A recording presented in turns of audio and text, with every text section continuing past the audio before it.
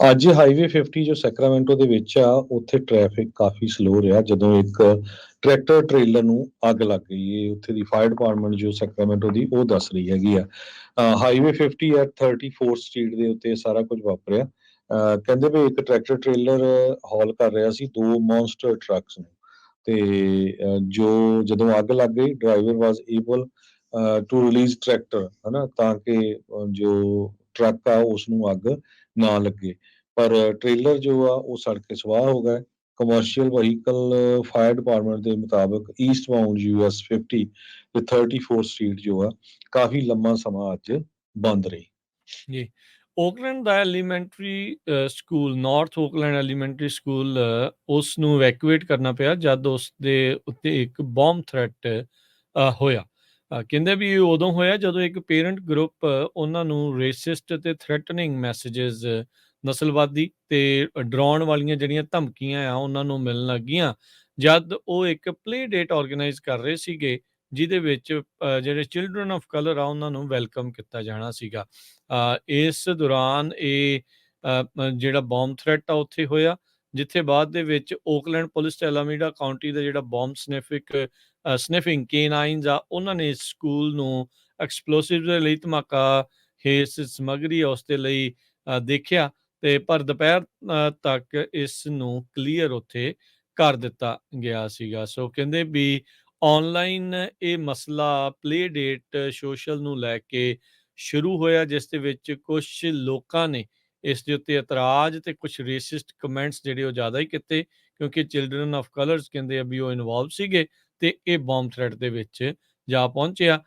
ਇੱਕ ਈਮੇਲ ਦੇ ਵਿੱਚ ਇੱਕ ਪੇਰੈਂਟ ਗਰੁੱਪ ਨੇ ਇਸ ਪੂਰੇ ਮਾਮਲੇ ਨੂੰ ਰੇਸ ਵਾਰ ਦੇ ਵਜੋਂ ਵੀ ਗਰਦਾਨ ਦਿੱਤਾ। ਸੋ ਸਕੂਲਾਂ ਦੇ ਵਿੱਚ ਜਿੱਥੇ ਨਿਆਣਿਆਂ ਨੇ ਇੱਕ ਦੂਜੇ ਦੇ ਨਾਲ ਸਦਭਾਵਨਾ ਦੇ ਨਾਲ ਤੇ ਮੇਲ ਜੋਲ ਦੀ ਭਾਵਨਾ ਦੇ ਨਾਲ ਪੜ੍ਹਨਾ ਲਿਖਣਾ ਹੁੰਦਾ ਆ, ਉੱਥੇ ਜਿਹੜੇ ਕੁਝ ਲੋਕ ਆ ਇਸ ਦੇ ਵਿੱਚ ਵੀ ਨਸਲ ਰੰਗ ਉਸ ਨੂੰ ਦੇਖ ਕੇ ਇੱਧਰਲੇ ਪਾਸੇ ਨੂੰ ਤੁਰੇ ਨੇ। ਜੇ ਸਟੋਰਮ ਦੀ ਗੱਲ ਕਰਦੇ ਜਾਈਏ, ਐਡੇਲੀਆ ਉਹਦੀ ਜਿਹੜੀ ਸਟਰੈਂਥ ਆ ਉਹ ਵੱਧਦੀ ਜਾ ਰਹੀ ਆ। ਵਾਰਮ ਵਾਟਰਸ ਆਫ ਗਲਫ ਦੇ ਵਿੱਚ, ਗਲਫ ਆਫ ਮੈਕਸੀਕੋ ਆ, ਤੇ ਹਿੱਟ ਕਰਨ ਜਾ ਰਿਹਾ ਹੈਗਾ ਫਲੋਰੀਡਾ ਨੂੰ। ਸੋ ਉੱਥੇ ਜੋ ਫੈਡਰਲ ਐਮਰਜੈਂਸੀ ਫੀਮਾ ਵਾਲੇ ਆ ਉਹਨਾਂ ਨੇ ਪੂਰੀ ਹੈਲਪ ਕਰਨ ਪਹੁੰਚ ਚੁੱਕੇ ਹੈਗੇ ਆ। ਆਲਰੇਡੀ ਕਿਊਬਾ ਨੂੰ ਹਿੱਟ ਕਰ ਦਿੱਤਾ ਹੈ, ਉੱਥੇ ਮੀਂਹ ਬਹੁਤ ਜ਼ਿਆਦਾ ਪਿਆ ਹੈਗਾ। ਜੀ। ਤੇ ਹੁਣ ਫਲੋਰੀਡਾ ਵੱਲ ਨੂੰ ਇਹ ਜੋ ਆਈਡੇਲੀਆ ਆ ਕੈਟਾਗਰੀ 2 ਆ ਰਾਈਟ ਨਾਓ 105 ਮੀਲ ਪਰ ਆਵਰ ਦੇ ਹਿਸਾਬ ਨਾਲ ਜਾ ਰਿਹਾ, ਤੇ ਇਹ ਕਨਵਰਟ ਹੋ ਜਾਏਗਾ ਕੱਲ ਸਵੇਰੇ ਟੂ ਕੈਟਾਗਰੀ 3, ਜਿਸ ਟਾਈਮ ਦੇ ਉੱਤੇ 120 ਮੀਲ ਪਰ ਆਵਰ ਦੇ ਹਿਸਾਬ ਦੇ ਨਾਲ ਜੋ ਹਵਾ ਆ ਤੇਜ਼ ਉੱਥੇ ਚੱਲੂਗੀ। ਜੀ ਸੋ ਕਈ ਏਰੀਏਜ਼ ਇਵੈਕੂਏਟ ਕੀਤੇ ਗਏ ਹੈਗੇ ਆਲਰੇਡੀ। ਬਿਗ ਬੈਂਡ ਰੀਜਨ ਜਿੱਥੇ ਘੱਟ ਪਾਪੂਲੇਸ਼ਨ ਹੈਗੀ ਆ ਉੱਥੇ ਇਹ ਕੈਟਾਗਰੀ 3 ਦੇ ਤੌਰ ਦੇ ਉੱਤੇ ਪਹੁੰਚੂਗਾ। ਪੈਨ ਹੈਂਡਲ ਕਰਵਜ਼ ਜਿਹੜੀਆਂ ਪੈਨਸੁਲਾ ਦੇ ਵਿੱਚ ਆਉਂਦੀਆਂ ਆ ਉਧਰਲੇ ਪਾਸੇ।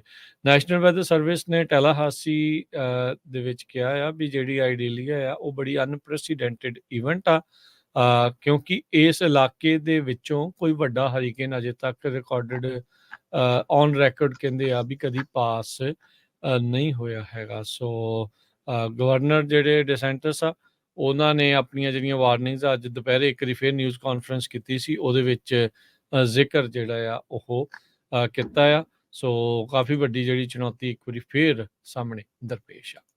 ਅਗਲੀ ਜਿਹੜੀ ਗੱਲ ਕਰਦੇ ਜਾਈਏ, ਫੁਲਟਨ ਕਾਉਂਟੀ ਦੇ ਡਿਸਟ੍ਰਿਕਟ ਅਟਾਰਨੀ ਫੈਨੀ ਵਿਲਿਸ ਜਿਹੜੇ ਆ ਉਹਨਾਂ ਨੇ ਅੱਜ ਇੱਕ ਹੋਰ ਫਾਈਲਿੰਗ ਕੀਤੀ ਆ, ਜਿਸ ਵਿੱਚ ਉਹਨਾਂ ਨੇ ਇਹ ਦੁਬਾਰਾ ਮੁੜ ਦੁਹਰਾਇਆ ਆ ਵੀ 19 ਦੇ 19 ਡਿਫੈਂਡੈਂਟਸ ਆ ਜਿਨ੍ਹਾਂ ਦੇ ਵਿੱਚ ਸਾਬਕਾ ਰਾਸ਼ਟਰਪਤੀ ਟਰੰਪ ਜਿਨ੍ਹਾਂ ਨੂੰ ਚਾਰਜ ਕੀਤਾ ਗਿਆ ਜਾਰਜੀਆ ਦੀ ਇਲੈਕਸ਼ਨ ਇੰਟਰਫੀਅਰੈਂਸ ਕੇਸ ਦੇ ਵਿੱਚ, ਉਹਨਾਂ ਸਾਰਿਆਂ ਦਾ ਟਰਾਇਲ ਇਕੱਠਾ ਜਿਹੜਾ ਆ ਉਹ ਚਲਾਇਆ ਜਾਵੇ।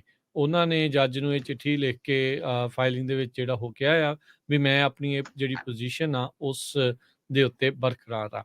ਉਧਰ ਜਾਰਜੀਆ ਦੇ ਵਿੱਚ ਜਿਹੜੇ GOP ਵਾਲੇ ਆ ਕੁਛ ਅਜਿਹੇ ਕਾਨੂੰਨ ਬਣਾਉਣ ਦੀ ਤਿਆਰੀ ਦੇ ਵਿੱਚ ਲੱਗ ਰਹੇ ਆ ਜਿਹਦੇ ਨਾਲ ਫੁਲਟਨ ਕਾਉਂਟੀ ਦੀ ਜਿਹੜੀ ਡਿਸਟ੍ਰਿਕਟ ਅਟਾਰਨੀ ਫੈਨੀ ਵਿਲਿਸ ਆ ਉਸ ਨੂੰ ਜਿਹੜਾ ਅਹੁਦੇ ਤੋਂ ਲਾਇਆ ਵੀ ਜਾਵੇ। ਇੱਦਾਂ ਦੀਆਂ ਜਿਹੜੀਆਂ ਕਿਆਸ ਰਹੀਆਂ ਕਈ ਗੱਲਾਂ ਜਿਹੜੀਆਂ ਆ ਉਹ ਚੱਲ ਰਹੀਆਂ। DNA ਜਿਹੜੀ ਕਲੈਰੀਫਿਕੇਸ਼ਨ ਮੰਗੀ ਆ ਜੱਜ ਮੈਕੈਫੀ ਦੇ ਰੀਸੈਂਟ ਆਰਡਰ ਦੇ ਉੱਤੇ ਜਿਸ ਵਿੱਚ ਉਹਨੇ ਕਿਹਾ ਵੀ ਸਾਰੇ ਕੋ ਡਿਫੈਂਡੈਂਟਸ ਦੇ ਉੱਤੇ ਉਹ ਲਾਗੂ ਨਹੀਂ ਹੁੰਦੀ। ਸੋ ਇਹ ਹੁਣ ਸਟੇਟ ਆਫ ਜਾਰਜੀਆ ਦੇ ਵਿੱਚ ਦੇਖਣਾ ਹੋਊਗਾ ਵੀ ਅੱਗੇ ਕੀ ਜਿਹੜਾ ਉਹ ਬਣਦਾ ਆ।